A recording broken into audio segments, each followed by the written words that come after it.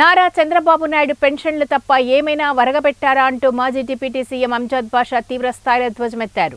కడప నగరంలోని జిల్లా వైఎస్ఆర్సీపీ కార్యాలయంలో ఏర్పాటు చేసిన మీడియా సమావేశంలో ఆయన మాట్లాడుతూ 100 రోజుల పరిపాలనలో తెలుగుదేశం పార్టీ నేతలు ప్రజలు ముందు వెళ్లితే కాలర్ పట్టుకుని ప్రశ్నిస్తారని అన్నారు.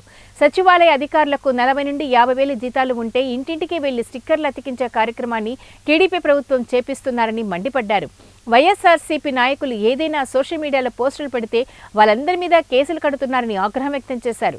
ఈ 100 రోజుల పరిపాలనలో చంద్రబాబు నాయుడు ఎటువంటి సంక్షేమ పథకాలు అభివృద్ధి చేయలేకపోయారని, డైవర్ట్ చేసే కార్యక్రమాన్ని చంద్రబాబు నాయుడు చేపట్టారని ఘాటుగా విమర్శించారు. చెప్పాల్సిన అవసరం ఉంది. ప్రజలందరూ కూడా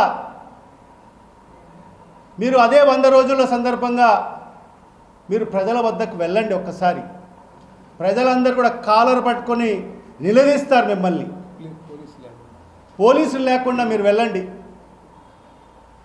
ఏం లేదు, ప్రజలకు గడప గడపకు వెళ్ళే పరిస్థితి లేదు. మరి ఈరోజు ఎవరిని పంపిస్తున్నారు స్టిక్కర్లకు అంటించడానికి కోసము? మరి సెక్రటరీలకు పంపిస్తున్నారు, సచివాలయ కార్యదర్శులకు. వాళ్ళకి ఏమీ పని లేదు, వాళ్లకు స్టిక్కర్ అంటించే కార్యక్రమంని అంటబెట్టడం జరిగింది. మరి ఈరోజు వాళ్ళకందరికీ కూడా సుమారుగా 40,000 50,000 జీతాలు ఉంటే నెల నెల వాళ్ళకి ఏం పని లేకుండా వాళ్ళ కూర్చోబెట్టి ఈరోజు వాళ్ళ చేత ఇంటింటికి స్టిక్కర్ అతికించే కార్యక్రమం చేస్తుంది ఈ ప్రభుత్వం. ఎక్కడ ఎవరు కూడా నాయకులైనా మేమందరం కూడా ఎక్కడ బయటికి వెళ్ళకోకూడదు, మీరందరూ కూడా హౌస్ అరెస్ట్ అని చెప్పి పెట్టడము.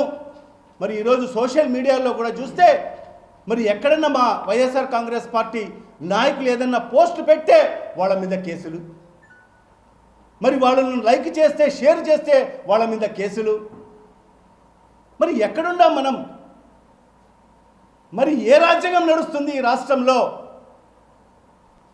మరి ఈ 100 రోజుల్లో నేను ఏమి చేయలేకపోయాను, దాన్ని ఏ రకంగా డైవర్ట్ చేయాలని చెప్పి మరి ఎవరో ఒకరిని మరి ఈ ఫీల్డ్లోకి లాగే ప్రయత్నం చేయొద్దని చెప్పి కూడా మరి గౌరవ ముఖ్యమంత్రి చంద్రబాబు నాయుడికి నేను హితో పలుకుతున్నానని చెప్పి కూడా ఈ సందర్భంగా తెలియజేసుకుంటున్నాను. మొన్న లడ్డు వ్యవహారం అన్నారు, దానికంటే ముందు కాదంబరి వ్యవహారాన్ని బయటికి తీశారు. ఇవన్నీ డైరెక్షను మార్చేదానికి ఉపయోగపడతాయి తప్ప అటువంటి పవిత్రమైన లడ్డును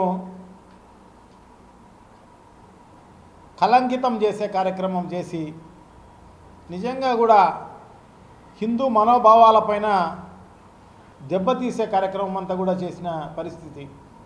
సో నుంచి మొదలుకొని అందరికీ వైఎస్ఆర్ కాంగ్రెస్ పార్టీ నాయకులకు అంటే కార్పొరేటర్లకు మిగతా అందరికీ కూడా మండల అధ్యక్షులకు అందరికీ కూడా ఎమ్మెల్సీలకు ఎమ్మెల్యేలకు ఎక్స్ఎమ్మెల్యేలకు వీళ్ళు వాళ్ళు అనుకోకుండా అందరికీ నోటీస్ ఇచ్చిన పరిస్థితి.